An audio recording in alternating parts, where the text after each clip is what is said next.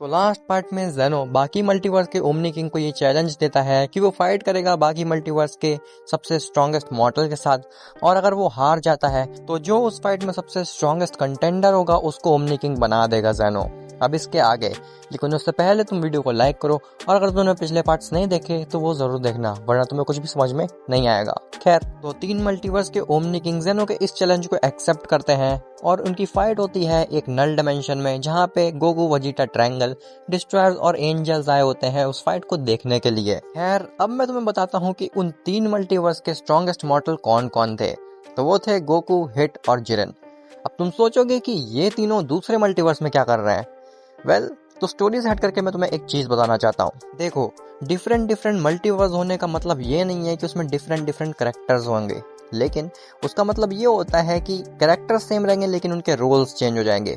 अगर मैं इसको रियल लाइफ एग्जांपल से तुम्हें समझाऊं, तो इस यूनिवर्स में मैं वीडियो बना रहा हूँ और तुम मेरी वीडियो देख रहे हो, लेकिन हो सकता है किसी दूसरे यूनिवर्स में तुम वीडियो बना रहे हो और मैं तुम्हारी वीडियो देख रहा हूँ। ऐसी अनंत पॉसिबिलिटीज हैं, जिसकी वजह से अनंत मल्टीवर्स एग्जिस्ट करते हैं। अब अगर इसे ड्रैगन बॉल के नजरिए से देखें तो हो सकता है कि दूसरे मल्टीवर्स का जो गोकू है वो कभी अर्थ पे आया ही ना हो, और हो सकता है कि जो दूसरे मल्टीवर्स का हिट है उसको टाइम स्किपिंग आती ही ना हो। खैर, लेकिन ऐसी वो कौन सी चीज है जो कि गोकू, हिट और जिरेन को दूसरे मल्टीवर्स का स्ट्रॉन्गेस्ट कैरेक्टर बनाते हैं, तो मैं तुम्हें समझाता हूँ एक एक करके। सबसे पहले बात करते हैं हिट की। तो हिट का उस मल्टीवर्स में जो वर्जन था वो था हाई रोड गांड्स रैथ हिट, जो कि माना जाता है कि हिट का सबसे स्ट्रॉन्गेस्ट वर्जन है। वो नॉर्मल हिट से 1000 टाइम्स या फिर 10,000 टाइम्स ज्यादा टाइम स्किप कर सकता है। इवन वो रिवर्स में भी टाइम स्किप कर सकता है। एक तरीके से उसके पास टाइम मैनिपुलेशन है जिसको कि तोड़ पाना किसी भी बीइंग के लिए नेक्स्ट टू इम्पॉसिबल है, इसीलिए वो दूसरे मल्टीवर्स का स्ट्रॉन्गेस्ट कैरेक्टर है। अब बात करते हैं जिरेन की। तो दूसरे मल्टीवर्स के जिरेन के पास जो फॉर्म है उसका नाम है जिरेन प्राइम 1 मिलियन, और माना जाता है ये फॉर्म क्वांटम मैनिपुलेशन तक कर लेती है। वो एटॉमिक लेवल पे इतने चेंजेस कर देगी जिसकी वजह से रियलिटी ही चेंज हो जाती है। और अगर बात करी जाए गोकू की, तो उसके पास है ओमनीसेंट इन्फिनिटी इंस्टिंक्ट, जो कि माना जाता है कि मल्टीवर्सल पावर रखती है। जिसके बाद फाइट स्टार्ट होती है, और फाइट स्टार्ट होते ही गोकू, हिट और जिरेन ये तीनों जेनो को टारगेट करते हैं, क्योंकि ऑब्वियसली चाहे उनके पास जितनी ही स्ट्रॉन्ग फॉर्म क्यों ना हो, आखिर वो फाइट एक ओमनी किंग से कर रहा है, और उससे फाइट करने के लिए उन तीनों को अपनी पावर्स कंबाइंड और कोऑर्डिनेशन से इस्तेमाल करनी पड़ेगी, वरना जेनो इजीली उन तीनों को हरा सकता है। तो हिट अपनी टाइम मैनिपुलेशन, जिरेन अपनी क्वांटम मैनिपुलेशन और गोकू अपनी रॉ पावर से जेनो के बेस फॉर्म को तो काफी इजीली डिफीट कर रहे होते हैं। इवन जेनो उनको छू भी नहीं पा रहा था, क्योंकि जिरेन ऐसी रियलिटी मैनिपुलेट कर रहा था कि जेनो के सामने जो हो रहा है उसको वो दिख ही नहीं रहा था। उसको केवल वही चीज दिख रही थी जो जिरेन उसको दिखाना चाह रहा था। गोकू वजीटा से कहता है कि वजीटा, मेरे को लगता था कि जेनो बहुत ज्यादा स्ट्रॉन्ग है, इवन वो मल्टीवर्स में सबसे ज्यादा स्ट्रॉन्ग है और उन्हें कोई भी मॉडल सरपास नहीं कर सकता, लेकिन मुझे विश्वास नहीं हो रहा कि ये मॉडल इतने शक्तिशाली कैसे हैं कि ये एक ओमनी किंग को हरा रहे हैं। तभी एंजल्स कहते हैं कि जेनो अभी अपनी पूरी पावर का इस्तेमाल नहीं कर रहा है। इवन वो अपनी 1% पावर का भी जेनो समा अभी उनके अटैक्स को देख करके रिकॉग्नाइज करने की कोशिश कर रहा है, और एक बार वो उनके अटैक्स को रिकॉग्नाइज कर लेंगे उसके बाद ये तीनों मिल करके भी हाथ नहीं लगा सकते जेनो समा को। और ठीक ऐसा ही होता है। जैसे ही जेनो उन तीनों के मूव सेट समझ जाता है, उसके बाद वो अपनी ट्रू फॉर्म दिखाता है, जिसमें ट्रांसफॉर्म होने के बाद ना ही जिरेन का रियलिटी मैनिपुलेशन काम आता है और ना ही हिट का टाइम मैनिपुलेशन। जेनो ने एक तरीके से जिरेन और हिट के हथियार छीन लिए थे, जिसके बिना वो कुछ भी नहीं थे, लेकिन गोकू स्टिल खड़ा था जेनो के सामने और उसे टक्कर दे रहा था अच्छे से। जेनो पहले जिरेन और हिट को मार करके फाइट से हटा देता है, जिसके बाद केवल बचता है गोकू, और गोकू को जेनो आसानी से नहीं हरा पा रहा होता, क्योंकि गोकू के पास इतनी ज्यादा रॉ पावर थी कि जेनो उसके अटैक को नलीफाई ही नहीं कर पा रहा था, और वो इतना इम्पैक्टफुल था कि जेनो की पूरी स्टेमिना ही ड्रेन कर दे रहा था उसका केवल एक अटैक। जेनो गोकू से कहता है कि मुझे लगता था कि मेरे मल्टीवर्स का गोकू ही बहुत ज्यादा स्ट्रॉन्ग है, लेकिन तुम तो हर मल्टीवर्स में बहुत ज्यादा स्ट्रॉन्ग हो। अब जेनो को समझ में आ गया था कि वो फिजिकल पावर की मदद से नहीं जीत सकता गोकू से, इसीलिए वो अपनी ओमनी किंग की पावर्स का गलत इस्तेमाल करता है गोकू से जीतने के लिए, और माइंड मैनिपुलेशन की मदद से वो गोकू से जीत भी जाता है। लेकिन तभी ट्रायंगल पीछे से आकर के जेनो पे बैक स्टेप कर देता है और वो जीत जाता है फाइट को, इवन दो उसने पार्टिसिपेट नहीं किया था फाइट में। ट्रायंगल जेनो से कहता है कि तुमने स्पेसिफाई नहीं किया था कि फाइट में कौन कौन पार्टिसिपेट कर सकता है, तुमने तो बस चैलेंज किया था और उस चैलेंज को मैंने एक्सेप्ट कर लिया और मैंने तुम्हें हरा भी दिया।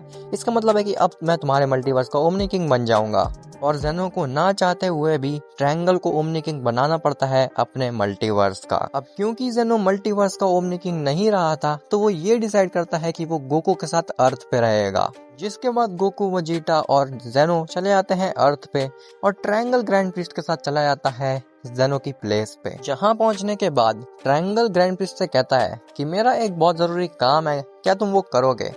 ग्रैंड प्रीस्ट कहता है कि बिल्कुल, अब मैं क्योंकि आपका अटेंडेंट हूँ तो आप जो भी कहेंगे मैं वो जरूर करूंगा। ट्रायंगल कहता है तो मेरा ये काम है कि तुम गोकू और वेजिटा को एक रेल में कैद कर दो।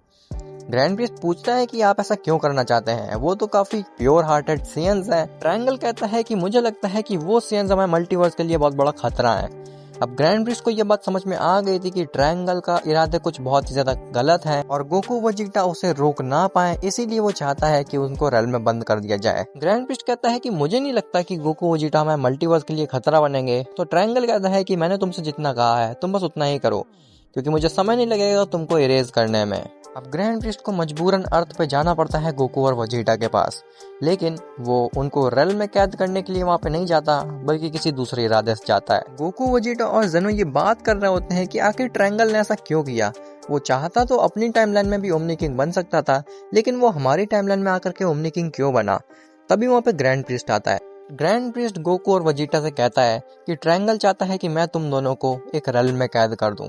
गोकू पूछता है कि वो ऐसा क्यों चाहेगा, तो ग्रैंड प्रीस्ट बताता है कि मेरे को उसके इरादे बिल्कुल भी सही नहीं लग रहा है, क्योंकि मैं एक एंजल हूँ तो मेरे को पहले से इंस्टिंक्ट्स आ चुके हैं कि ट्रायंगल कुछ बहुत ही गलत करने जा रहा है हमारे मल्टीवर्स के साथ। गोकू कहता है तो क्या तुम हमें रेल में कैद करने के लिए आए हो? तो ग्रैंड प्रीस्ट कहता है कि मैं तुम्हें रेल में कैद करने के लिए नहीं आया, बल्कि तुम्हें एक ऐसे डायमेंशन में भेजने के लिए आया हूँ जहाँ पे तुम लोग ट्रेनिंग करके अपने आप को और भी ज्यादा स्ट्रॉन्ग कर सकते हो। और मैं चाहता हूँ कि गोकू, वेजिटा तुम और जेनोसामा आप उस डायमेंशन में जाकर के अपने आप को ट्रेन करें और आने वाले मल्टीवर्स में जो भी खतरा आने वाला है उसके लिए अपने आप को प्रिपेयर करें, क्योंकि हमें नहीं पता कि ट्रायंगल हमारे मल्टीवर्स के लिए कितना बड़ा खतरा है। गोकू कहता है लेकिन जब तक हम इस मल्टीवर्स में नहीं है तब कोई खतरा आ गया तो हम क्या करेंगे?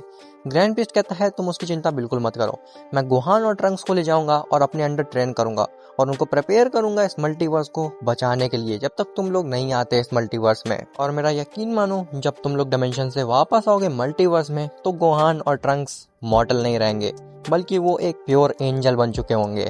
जिसके बाद ग्रैंड प्रीस्ट गोकू, वेजिटा और जेनो को एक डायमेंशन में भेज देता है और वो चला जाता है गोहान और ट्रंक्स के पास। गोहान और ट्रंक्स के पास पहुंचने के बाद ग्रैंड प्रीस्ट उन दोनों से कहता है कि क्या तुम तैयार हो ट्रेन होने के लिए? गोहान पूछता है कि आखिर तुम हो कौन?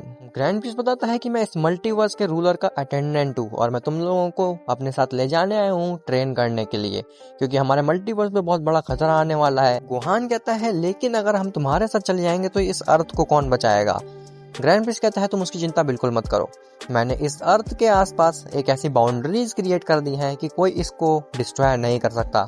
बेसिकली तुम्हारा अर्थ इनडिस्ट्रक्टिबल बन चुका है। गोहान और ट्रंक्स ग्रैंड प्रीस्ट की बातों को सीरियसली लेते हैं और उसके साथ चले जाते हैं, लेकिन ग्रैंड प्रीस्ट उन दोनों को जेनोसामा की जगह पर नहीं ले जाता, क्योंकि वहां पे होगा ट्रायंगल और अगर ट्रायंगल ने इन दोनों को देख लिया तो हो सकता है कि वो ग्रैंड प्रीस्ट के साथ इन दोनों को भी मार दे।